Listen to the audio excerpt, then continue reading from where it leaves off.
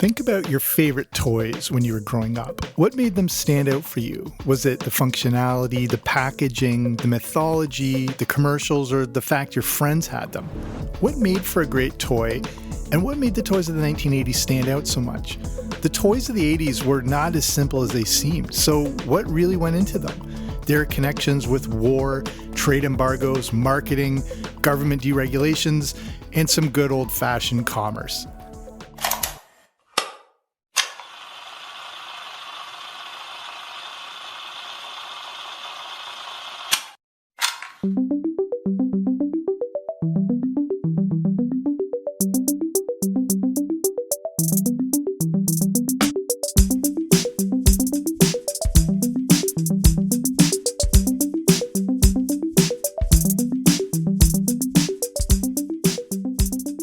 One Christmas, all I wanted more than life itself was a Soundwave transformer. He could transform from a robot into a Walkman. He had sidekick animals that could transform to cassette tapes that could actually be placed into his cassette deck. This blew my mind. I longingly looked at it in the stores and became familiar with the shape and design of the packaging. It was at the top of all my Christmas wish lists. The day before Christmas, family members stopped by and dropped off presents that would sit under the tree taunting us. One specific gift was in the exact shape and size as the Soundwave box, and it had my name on it. On Christmas morning, it was the first thing I made a beeline for. I tore off the paper only to be horrified that it was one of those jumbo packs of lifesavers. To say my soul was crushed beyond repair is an understatement. But what was it about that toy that made me want it so bad? Was it from seeing it represented in the cartoon show? Watching other kids play with it in the commercials? Was it the fact you could actually interact and play with this thing and it wouldn't just stand there with its only function to be displayed? So, what made us love the toys that we did, and what makes for great toys in general? But I've always been fascinated by action figures and, whatever you like, whatever thing you're interested in, it's hard not to collect things. It's hard not to amass a pile of stuff, birthdays, Christmas, just trips out to the store or whatever. That's Dan Larson. My name is Dan Larson, the writer and host of Toy Galaxy on YouTube since we started the channel back in 2015. I've been collecting my entire life as long as I have memories. I've been collecting toys. Growing up, Dan actually had a jump on many of the popular toys of the 1980s before any of us had even heard of them. If you followed me or the show for any amount of time, it's no secret that I lived in Japan when I was very young. We moved there when I was 5 years old and left when I was 7, and that's a pretty impressionable age for all of this kind of stuff. Giant robots, transforming robots, live-action superheroes in Japan, and all that stuff. And then, coming right back and having that be the era when all of that stuff is really, really hitting the West. Voltron and Transformers and GoBots and all of those things. So, I had been exposed to that stuff just a smidge before everybody else had, and I actually owned a lot of those toys at the time too. And that's just, I've just never been able to get off that roller coaster of buying that stuff, collecting that stuff, and just being absolutely fascinated by it. The engineering, the design, the colors, the materials, and just, wanting to see what was next and what kinds of characters were going to be created and how they sort of gelled together and fit on my shelves. And they were just fun, and toys fire my imagination, action figures specifically. And that's really where all of that got started. If you haven't checked out Toy Galaxy, it's the go-to YouTube channel for all things toys, but it goes way beyond that. You can consider it the hub for all things pop culture, including a lot of 80s and 90s content, including movies, TV shows, video games, and the like. Toy Galaxy covers topics as big as He-Man, the Teenage Mutant Ninja Turtles, and Batman, but does deep dives on things you may have forgotten about, like the Battletoads, Saber Rider and the Star Sheriffs, and the history of Robotech. We all love a good origin story, so what was Toy Galaxy's origin? And how did it rise to over 330,000 subscribers? And as of the time of recording this, 54 million views. Producer Greg and I have been friends for years and years and years and years. We used to work together at the same retail job place that doesn't really matter even what it was. But that's where we met and started hanging out and talking about making films and making shows and movies and what we wanted to do creatively. I used to do a lot with writing and drawing my own comic books, and he's, written screenplays and stuff over the years. And, we both wanted to start making little short films, and we started doing that in little, local indie film kinds of contests and that kind of stuff. And we had actually built up to the point where we shot, the things we were making started getting longer and longer, a couple of minutes, 3 minutes, 5 minutes, 10 minutes, 15 minutes, until we were actually looking at trying to build a feature, to put a feature film together. And, we planned and brought all these resources together. And then it just didn't work out, because what we found out was that you can't count on everybody on the crew, everybody on the staff, to just be dedicated to it without pay. You can't expect everybody to just sacrifice all their free time to build this sort of dream project thing, even if it's not like this epic sort of thing, even if it's just a short, just 30-minute clip. That could take potentially weeks to shoot, especially if it's a drama or comedy type thing. So, what we found was that we were the only two people we knew at the time that were willing to commit 100% of our free time to building something like this, our weekends, our nights, our, whatever, and to do it without pay. That's what it was for years and years and years. It was just trying to push this dream, follow this dream of doing this stuff professionally, full time. And that means just doing the work, day after day, week after week. And so that's where Toy Galaxy was born from. Greg wanted to make films. I wanted to be in front of the camera and work on that sort of aspect of it. I was never really much of an actor. I certainly didn't take any drama or performance classes in high school or college. And it was something that really, I got interested in later in life. So, the combination of, it was just a natural fit. He wanted to be behind the camera. He wanted to edit. He wanted to make graphics and produce videos, and I wanted to write and be, entertain and be in front of the camera. And, all we needed was a subject matter. And since I was already super passionate about toys, and that's what I wanted to talk and write and make jokes about, it was just a natural fit. Greg didn't really care what the subject matter was. As far as he was concerned on his end, it would have been the same thing, whether it was videos about toys or videos about, zoos across America or, fast food menus. It didn't matter to him. So that's basically what Toy Galaxy was born out of. So it's safe to say Dan knows a thing or two about toys, specifically action figures. So the simple question emerges, what is it that makes for a great one? The ideal toy for me, and when I say toy, I'm going to specifically say action figures. I don't collect toys. I collect action figures and, related accessories, vehicles, play sets, those kinds of things. But even vehicles and play sets, I don't really collect. That used to be a thing I had, but now it's almost entirely just a focus on action figures. And for me, the ideal figure would start with, it's got to be a character I like. It's got to be a character I care about, or based on something, or look like something I would be interested in. There's things like, Boba Fett or G.I. Joe characters, Superman, Batman, Optimus Prime, those are key characters that you can say, I like that character and therefore I will buy this cool figure of that character. But there's a lot of characters that exist that are either based on, mythologies that I don't know anything about or don't care about and don't want to learn anything about. They're cool toys. So it's got to be either a character I like, or when I look at it, when I see it, it looks like a character I would like, even if I don't actually know the specifics of their origin. Helmets and jetpacks and capes and, laser swords and stuff. Those things are pretty much just universal. You can throw them in on just about any character and you're at least going to, pique my curiosity, if not actually get the sale from me. There's also one key word when it comes to the appeal, accessibility, and interaction of our favorite toys that we maybe never thought about. That word is articulation.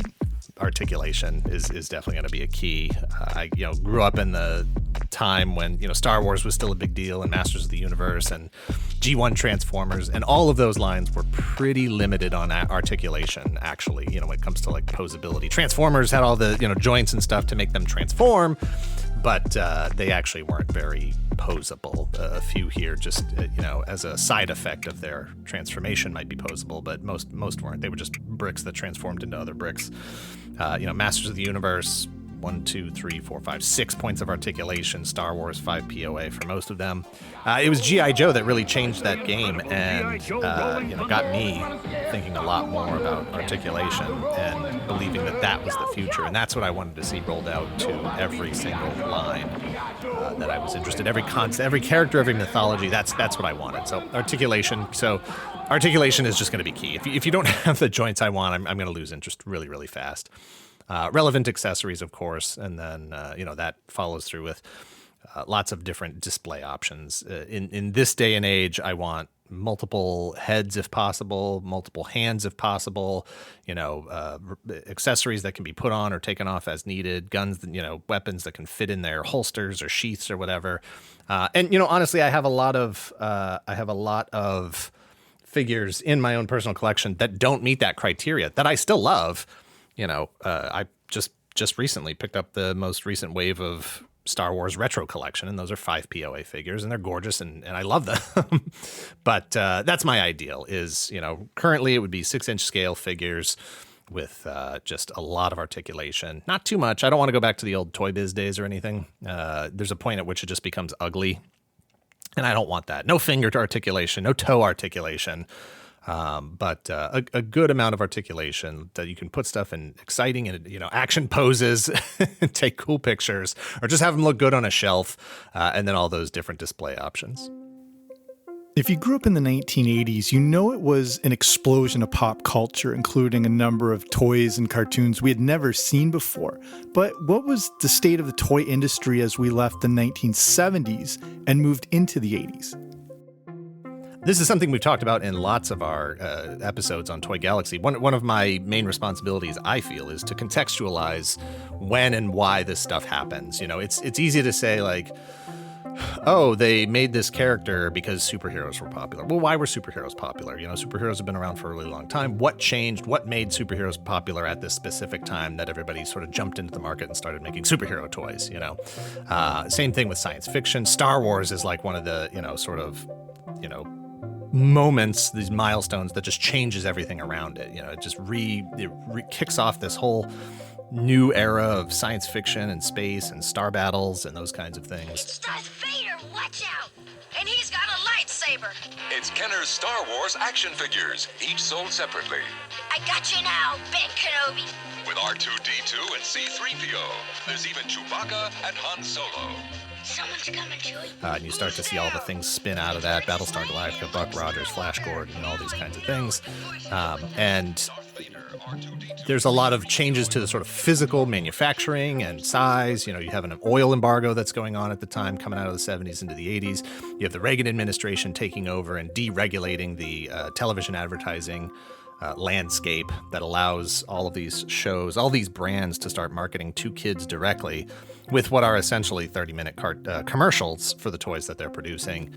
The beginning of every decade is as much about the continuation of the previous one. And as we came out of the 1970s and the Vietnam War, this may have influenced the direction of a lot of the toys of the 1980s. You have war fatigue, after the Vietnam War ends in the mid-70s.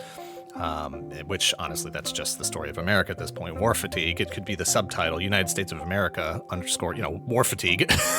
But it's ironic because so many of the toys of the 80s are explicitly about various wars. Transformers is a war of Cybertron. Masters of the Universe is the fantasy wars, it's the battle for Castle Grayskull. It's a galactic battle, the Masters of the Universe for the Power Sword. I am Adam, Prince of Eternia and defender of the secrets of Castle Grayskull. This is Cringer, my fearless friend. Fabulous secret powers were revealed to me the day I held aloft my magic sword and said, "By the power of Grayskull!"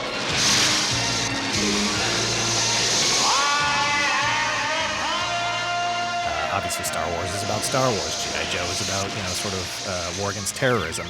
But the wars at this point are more fantasy related than real, but it is always, that core driver of, what would be considered boys' toys in the late 70s and into the 80s. And that's really what it was. And I I feel like I've mentioned those things so many times in so many different videos, just hit those same points.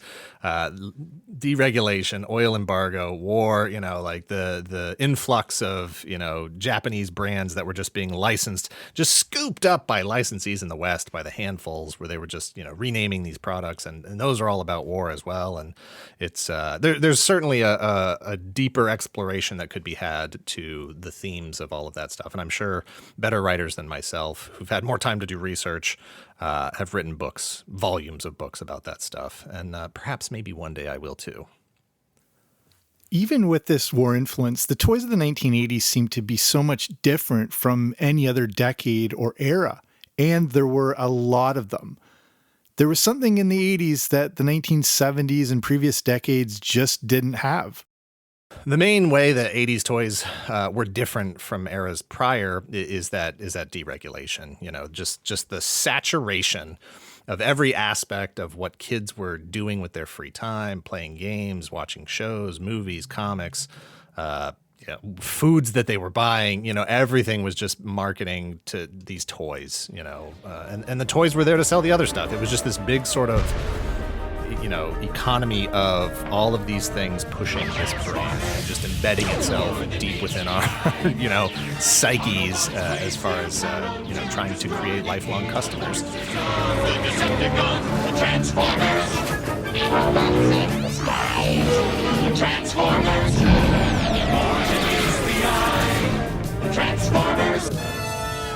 And it did, and it worked. I look back to previous eras and I say, did my parents' generation not bring the Lone Ranger with them through their entire lives because it wasn't that interesting, because the toys weren't that good, or was it just because they didn't have the sort of market saturation that we had in the 80s? And how much of that is related to, just the politics and the way you spent your time, the lifestyle your parents and your families led, I didn't have to get a job early in life. I was allowed to, I had the privilege of being able to be a kid longer than perhaps my own parents were able to.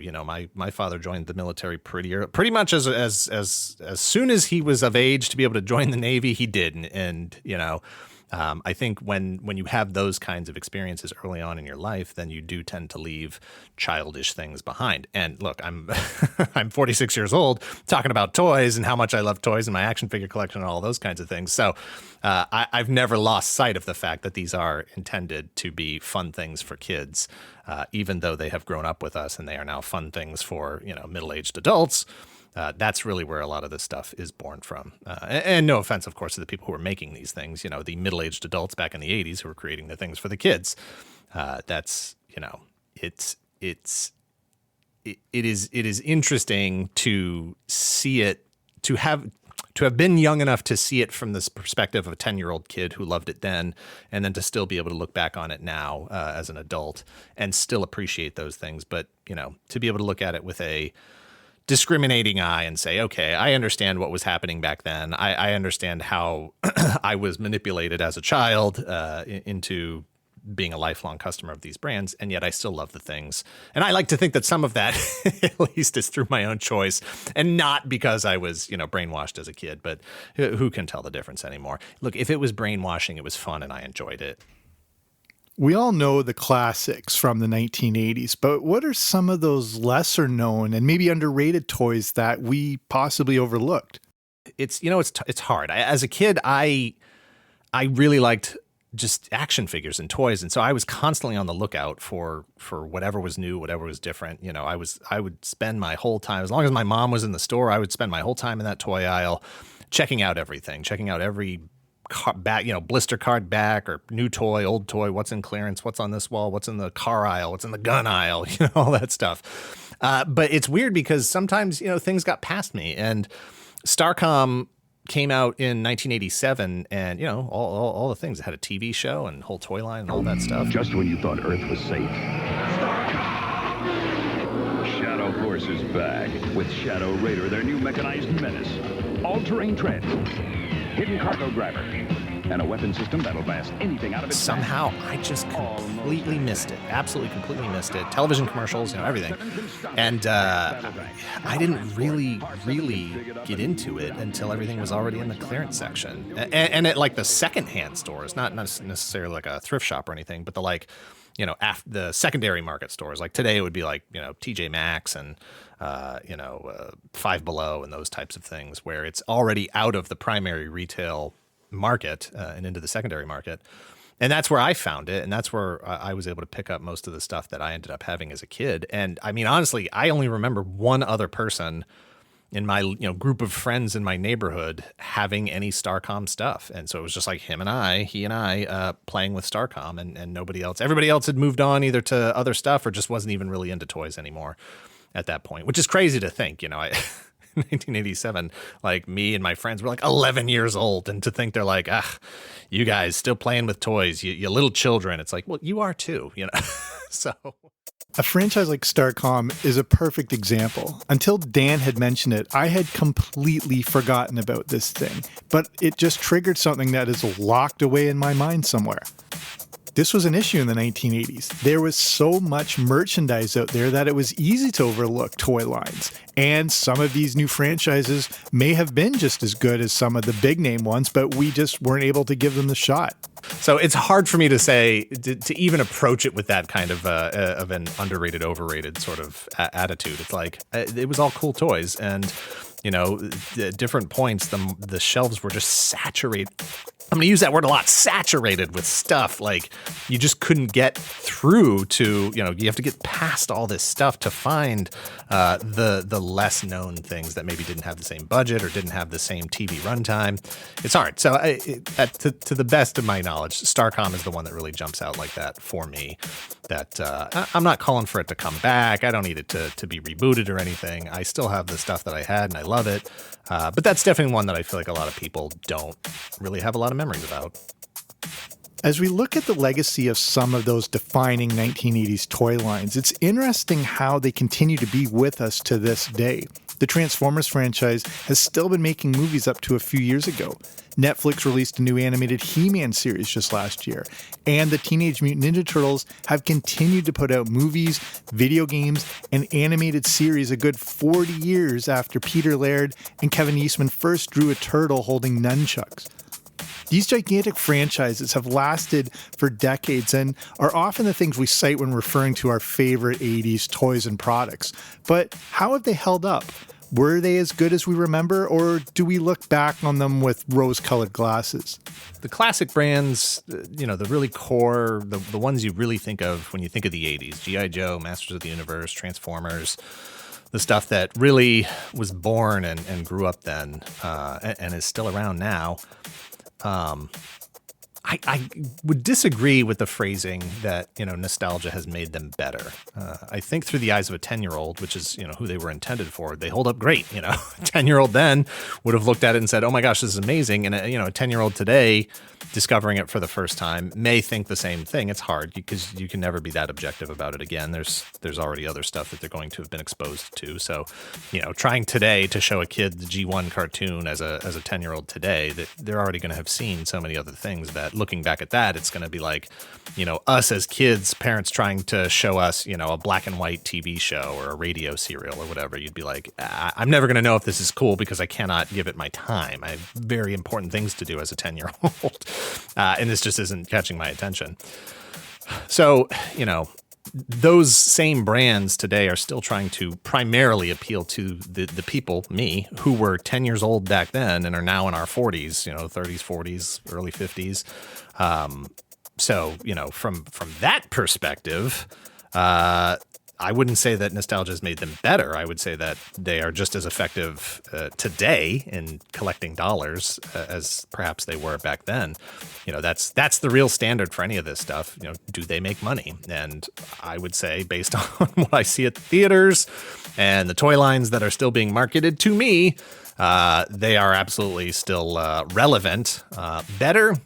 if we go back to my criteria of what I want out of an action figure, what I really want out of toys, then I would argue, yes, that they are better toys today, but I don't think that has anything really to do with nostalgia. I think that's just the advancements of engineering and toy design and the tastes of people like me who've been collecting action figures for, 40 years, who've driven the market by our purchases to say, this is where we want to be and this is what we want. So, as a toy collector living in 2022, I'm pretty happy with all the things that are available for me to buy. So ultimately, how do we sum up the legacy of the 80s and the toys it gave us? We are living in the legacy of 1980s toys. What is it? Movies, comics, games, more toys.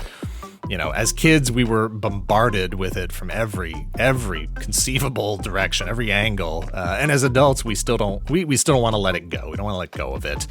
Whether that's again, there's smarter people than I am with much more education and experience with this sort of subject matter. I'm sure there are fascinating psychological profiles and papers and stuff that have been written about, Peter Pan syndrome and not wanting to grow up and not wanting to let go of your heroes and always chasing that, high of when things were still new and interesting and exciting and you were seeing things for the first time. Like that, I think is the legacy of those things.